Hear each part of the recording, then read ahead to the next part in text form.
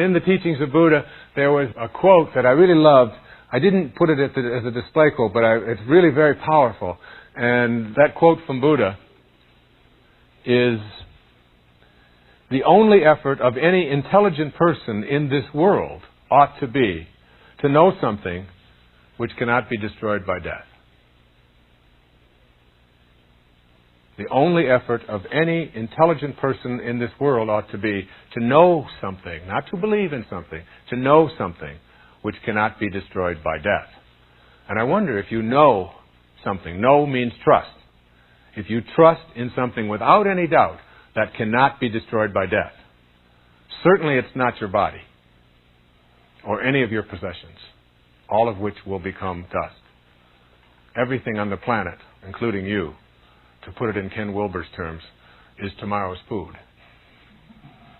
It's a constant recycling in the physical plane. So what part of you cannot be destroyed by death? What part of you is real, if you will, as Lao Tzu put it?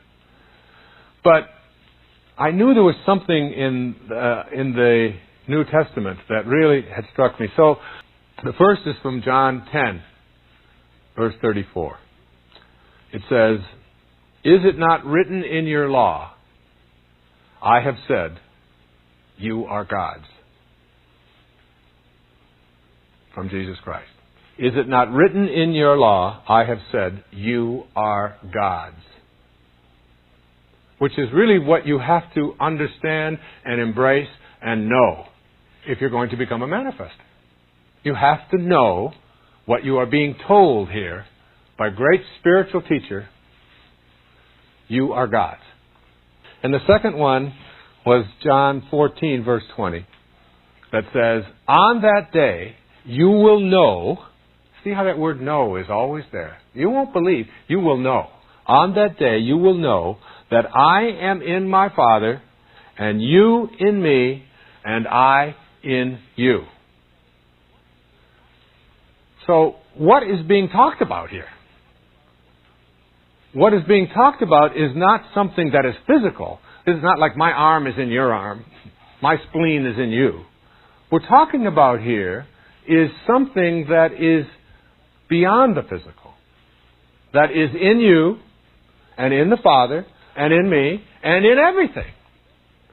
And if you get this, if you know this, then you begin to see yourself as connected to this divine intelligence that is everywhere, that is always flowing, that is inexhaustible, that is non-judgmental, that is available for you to plug into, just like electricity. And you can do anything you want with it, like electricity. It'll light up a hospital where everybody is reputed to be ill, and it'll light up a house of ill repute. You can do what you want with it. It is there. It is divine. And you are a piece of it. You are connected to it. And once you trust in this, and once you know this, you almost come to a different perspective in your life. Earlier in the first principle, I had talked about these archetypes that Carl Jung referred to. And in these archetypes, he said that we move from athletes to warriors to statesmen to spirit, and then when we are there, we can be all of these things. And one of the things that he also said is that if you don't get to this highest place, this highest archetype, then you will continue to come back and do it. Now, he's talking about reincarnation. And I'm not going to talk about reincarnation here. The way I see it is I think of God as like the ocean for me.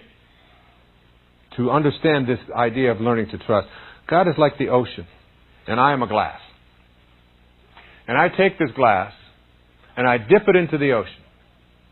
And I say, okay, what do I have here? And the answer is, I have a glass of God. Now, it's not as big. It's not as strong. It's not as all-knowing. It's not as all-powerful. But it is still God. And just like a wave on the ocean is what the ocean is doing. You are what God is doing. And until you know this, you will never have the trust I'm talking about. You are what God is doing.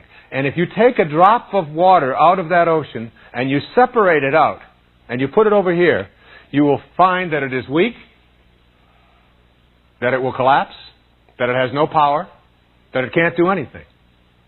Because it is separated from its source.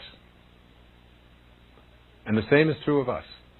When we separate ourselves from our source, from the divinity that is in all things, we take and make ourselves powerless, impotent, unable to do the divine things that we can do when we are united.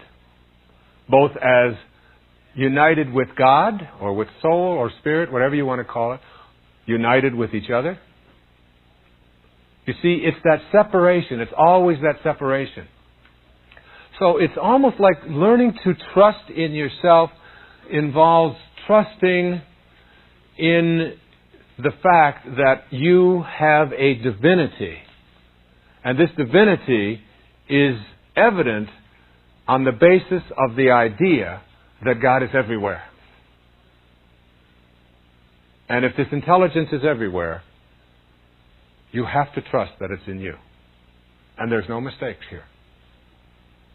And while you may not always honor everything that you do and that others do, you can see that your essence, your basic essence of what it is that created you in the first place is that divine organizing intelligence that can never die. You've got to know that. You've got to trust in that.